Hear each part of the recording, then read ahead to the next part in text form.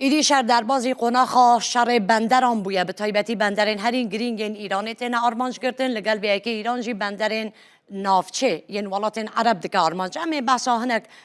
خودی یه بندرین هری مزن یعنی ایرانی بکن ایران خودی به هزاران کیلومتر سینور آویه و خودی گلک بندرین جیانیه که ین هری گرینگ جی اما چار حبن اما برا اشکره بکن بندر امام خمینی هیا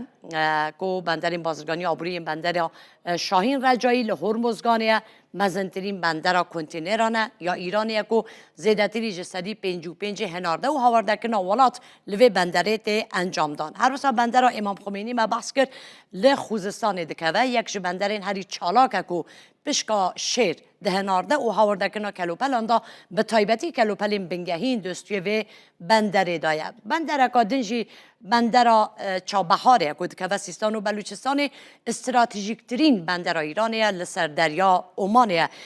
وکه خالا گشتنا به ولات آسیا ناوین و هندستان جی ده ناس کرن بندر عباس هیه هرمزگانه ناونده هری گرینگ یا بازرگانی و کشتیبانی لتنگا و هرمزه و که دنجی بندر بوشهر هیا که و هر لپارزگاه بوشهر اوج یک شالین گلینگو کونین بازرگانیه که خودی دیرو که دریج دواره هنارده و هاورده کرنه دا هنک بندر اندن یه بازرگانی و پیش سازی هنن و که بندر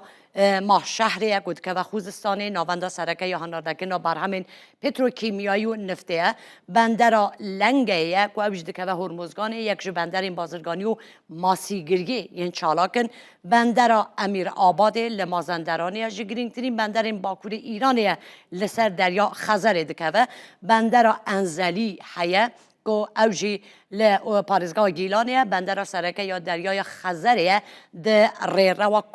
باکور و باشور ده بندر شهید باهنرژی هیه اوجی دکوه هرمزگانه یک بندر گرینگ ین بازرگانی و هناردکن ین ایرانه اف بندران هموجی ده مترسیه دانه لگوری یا که امریکا ایران بست کن